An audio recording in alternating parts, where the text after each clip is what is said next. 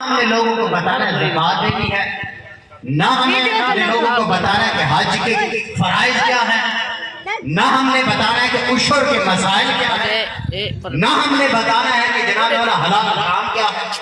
بس ربیع الاول شریف کا آیا، چھوٹے مولوی سے لے کر وہ خطیب پاکستان جو اپنے آپ کہتا پھرتا ہوتا ہے، اس نے یہ بتانا ہوتا ہے میلاد منانا جائز ہے، جائز ہے، جائز ہے، جائز ہے۔ اس نے یہ نہیں بتانا کہ میلاد والے آقا کے آنے کا مقصد ہے۔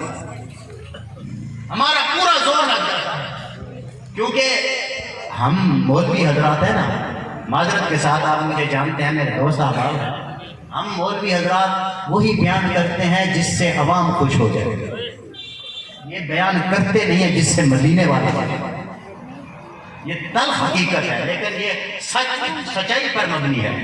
اسی وجہ سے ہمارے مدارس ویران ہو چکے، ہمارا دین رل چکا، در در بھٹک چکا، دین ہم سے دور ہو چکا، کیونکہ دین کی سچائی ہم نے لوگوں تک پہنچائی نہیں۔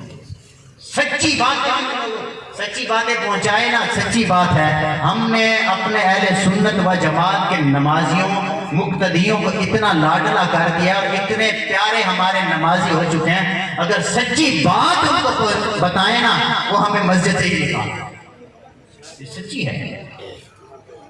ہم نے کل خانی پر بتانا ہے کہ کل خانی جائز ہے، جائز ہے، جائز ہے، ان کو نہیں بتانا کہ یار مرتے وقت بندے کا عقیدہ کیا ہونا چاہیے، مرتے وقت ہمارا قرآن کے ساتھ تعلق کیسا ہونا چاہیے، مرتے وقت ہمارے حالات اور معاملات کیسے ہونے چاہیے۔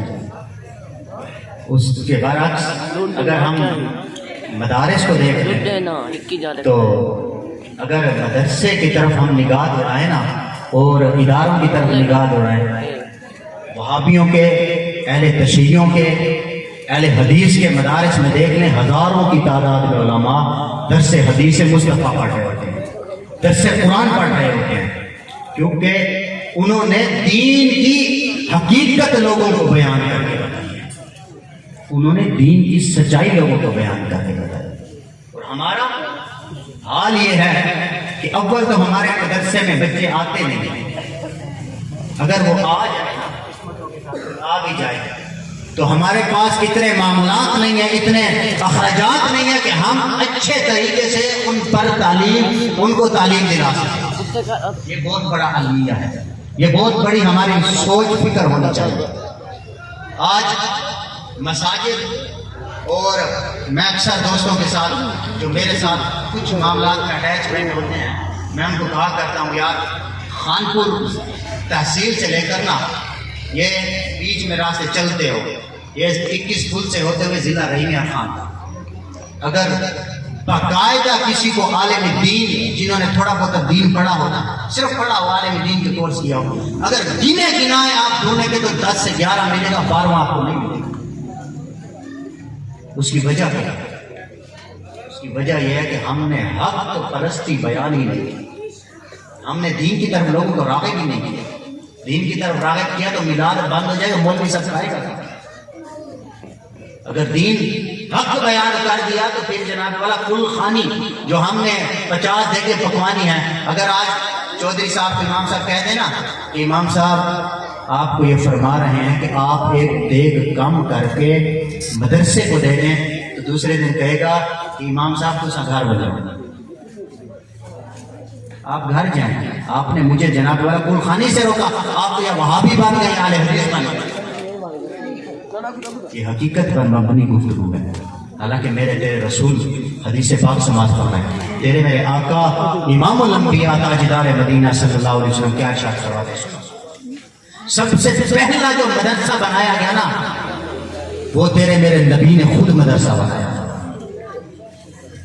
آپ حدیث طیبہ پڑھ کر دیکھ لیں، آپ قرآن پاک کا مطالعہ کر کے دیکھ لیں، میلاد بھی جائز ہے، یہ بھی ہم اس کے بھی قائل ہیں، کل خانی کے بھی سال ثواب کے بھی قائل ہیں، لیکن ہم نے جو دوسرا ایک پہلو ہے نا اسلام کا وہ ہم نے لوگوں سے چھپا کے رکھ دیا ہے، وہ ہم نے بیان ہی نہیں کیا۔ تیرے میرے رسول خود مدرسہ بنایا، 11ویں والی سرکار غوث اعظم کو جانتے ہیں نا، یہ جو علماء حضرات بالخصوص موجود ہیں، خطباء موجود ہیں، وہ اس گفتگو کو سماعت کریں، یہ آخری باتیں ہیں پھر کیونکہ حضرت صاحب آنے والے ہیں۔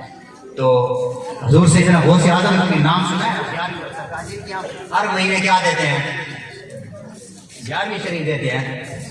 آپ کو معلوم ہونا چاہیے ان کے 400 مدرسے تھے. کتنے؟ بولو.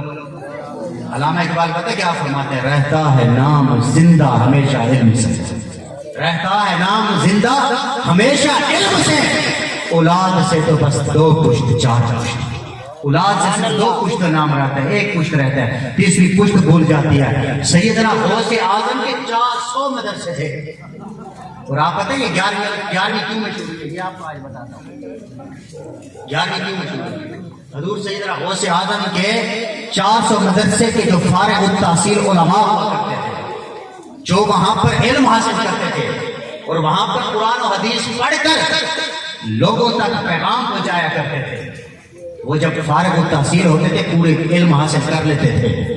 پھر حضور سیدنا غوث اعظم ان کی دستار فضیلت کا جو جلسہ کرتے تھے نا، ان کی جو دستار کیا کرتے تھے، وہ 11 ربیع الاول شریف کا دن ہوا کرتا تھا اور 12 ربیع الاول شریف کی رات ہوا کرتی تھی. تو اللہ تعالیٰ کو یہ ان کی اتنی ادا پسند آئی اور دین نے ان کے ساتھ اتنی وفا کی. جب انہوں نے دین کے ساتھ وفا کی تو اللہ رب العالمین کو ان کی ادا اتنی پسند آئی، آج ہر گھر میں 11ویں شریف کا ختم دلایا ہے. کس کے سبب؟ دین مصطفیٰ کے سبب، مدارس کے سبب، اسلام کے سبب. تو یہ بات یاد رکھ لیں. لوگ آج اپنے بچوں کو سکولوں میں بھیجتے ہیں، یونیورسٹیز میں بھیجتے ہیں. یہ بات یاد رکھیں. سیدنا فاروق اعظم رضی اللہ تعالی عنہ، آپ کے پاس کوئی بندہ آتا نا، حضور مجھے نوکری پر رکھیں، مجھے ڈیوٹی پر رکھیں، میری کوئی، میں اپنی بارگاہ میں غلامی پیش کرنا چاہتا ہوں، میری غلامی کو قبول کریں. آپ فرمایا پوچھا کرتے تھے بتا قرآن کو کتنا پڑھتا رہتا ہے؟ کون؟ فاروق اعظم.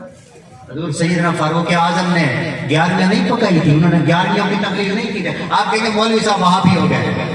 نہیں، ہم بھی 11ویں کے قائل ہیں، لیکن اس وقت قائل ہیں امیر المجاہدین کی طرح. فرمایا کرتے تھے ہم اس وقت یہ کہنے کے قائل ہیں کہ لگیاں نے موجاں انہیں لائی رکھی سونیاں، چنگیاں کے مندیاں نبھائی رکھی سونیاں. ہم اس وقت قائل ہیں اور اسلام کے امن پسند کے اس وقت قائل ہیں جب بلال کعبے کی چھت پہ چڑھے. ہم اس وقت کہتے ہیں کہ جب ہر گھر میں ایک عالم دین بن جائے، جب ہر گھر میں اسلام کا حافظ قرآن بن جائے، جب ہر گھر میں. مجھے ایک نا یاد علاقے کے بہت بڑے نعت خان، اپنے آپ کو نعت خان کہتے ہیں، انہوں نے کہا کہ بس میں یہ کہتا ہوں، اس نے کہا میں یہ کہتا ہوں کہ محفل میلاد پہ مولوی شولوی کو نہیں بلانا چاہیے، بس 2 نعت خان ہونی چاہیے، ایک جناب والا نقیب ہونا چاہیے، ایک حافظ قرآن ہونا چاہیے. تلاوت کر کے وہ 1 گھنٹہ ایک نعت خان پڑھے. یہ قسم کا خدا ممبر رسول پہ بیٹھا ہوں اگر جھوٹ بولوں تو. بس عالم دین کو کیا آتا کیا ہے، وہ بس وہی تقریریں کر کے چلا جاتا ہے. تو نعت خان تو میرے خیال میں ہر روز کا کو نئے وظیفے بتا کے جاتے ہیں.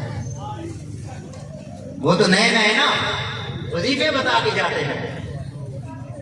تیرے میرے رسول کیا فرماتے ہیں، اور حضرت سیدنا فاروق اعظم کیا فرمایا کرتے تھے قرآن کتنا جانتا ہے. انہوں نے کبھی نہیں کہا. وہ نعت کے بھی قائل تھے، وہ حدیث مصطفیٰ کے بھی قائل تھے، اس کے ساتھ ساتھ وہ اس چیز کے قائل تھے کہ بتا قرآن کتنا جانتا ہے. اور پتہ ہے حضرت سیدنا فاروق اعظم رضی اللہ تعالی عنہ کا کیا مقام و مرتبہ ہے. آپ کیا فرماتے ہیں؟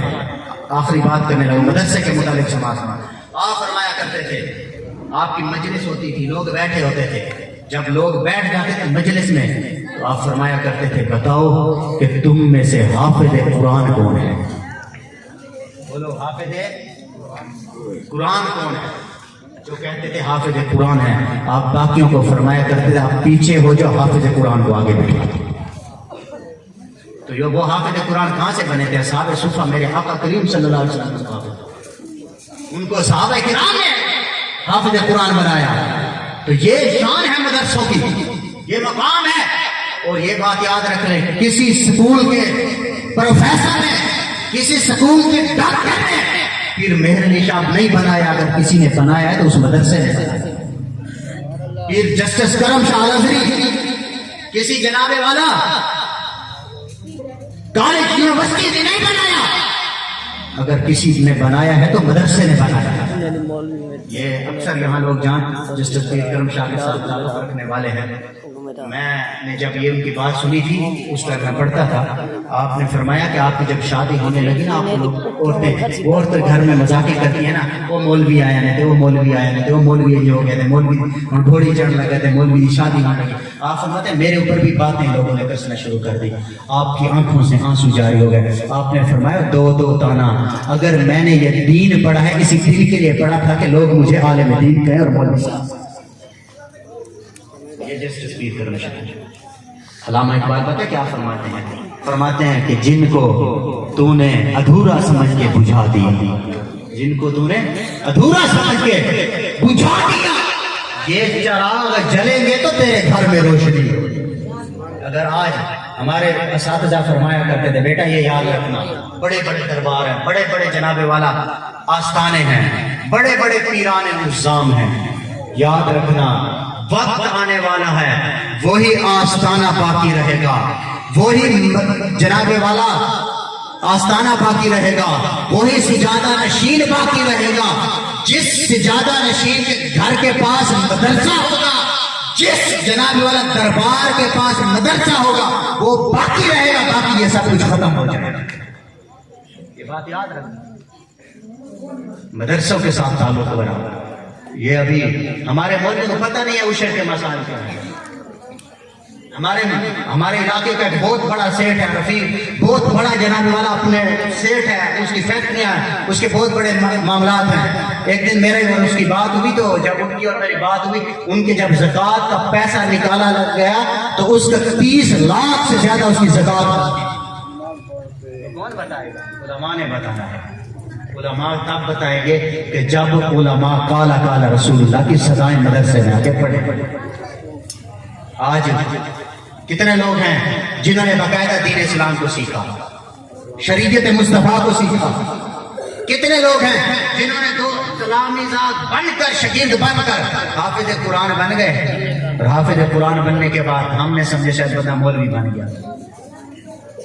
حافظ قرآن بننا بھی باکمال ہے, یہ بھی بڑی شان و عظمت والا مقام و مرتبہ ہے. لیکن یہ بات یاد رکھ لیں کہ کالا کالا رسول اللہ صلی اللہ علیہ وسلم کی صدائیں بلند کرنا یہ بہت بڑا مقام ہے. دو زانوں بیٹھ کر حدیث مصطفیٰ کو یاد کریں, سنا کریں, سماعت فرمایا کریں حدیث مصطفیٰ صلی اللہ علیہ وسلم. یہ بات یاد رکھ لیں. آخری بات, کیونکہ حضرت صاحب آگے ہیں تو ماحول بھی ایسا ہے اور وقت بھی ایسا ہے کہ ایک مولوی آوے تو دوجا چھٹی کرے, وقت بھی ایسا ہے. لیکن اگر یہ باتیں جو میں نے کیا پلے باندھ لو, مدرسے کے ساتھ تعلق بنا, مدرسے کے ساتھ اٹیچمنٹ کرو, ہر چیز کرو, گل خانی کرو, سارے ثواب کی محنت کرو, لیکن ایسا صدقہ جاری ادارے کو دو کہ جو تمہارا ہمیشہ جب تک باقی وہ جگہ رہے, جب تک وہ انسان زندہ باقی رہے, تمہارے ماں باپ کو بھی دعائیں ملتی رہیں, تمہارے ماں باپ کی قبر بھی روشن ہوتی رہے. وہ کہاں ہوگا؟ جہاں اللہ اور اس کے رسول کا پیغام پہنچایا جائے, اللہ رسول کا قرآن پڑھایا جائے. مدارس کے ساتھ اپنے تعلقات باقی رکھو, اگر نہ وہ وقت دور نہیں. آج دیکھو ہر جناب اللہ پریشانی کا عالم ہے, ہر بندہ پریشان ہے. ڈاکٹر علامہ اقبال کے پاس ایک انگریز گیا, اس انگریز نے پتہ کیا کہا؟ آپ کو دیکھا کہ آپ کے سامنے قرآن پاک رکھا ہوا ہے اور آپ کھول کے پڑھ رہے ہیں. علامہ اقبال کون ہے؟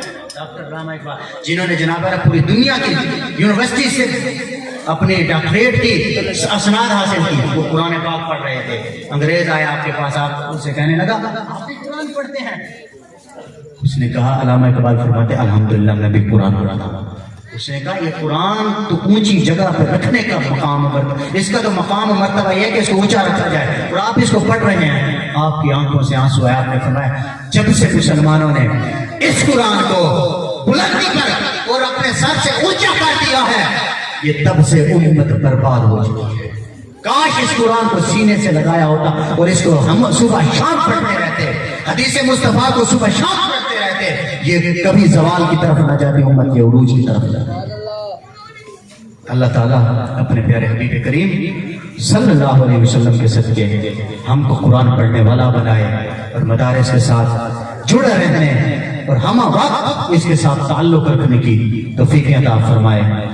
وآخر دعوانا ان الحمد للہ رب العالمین.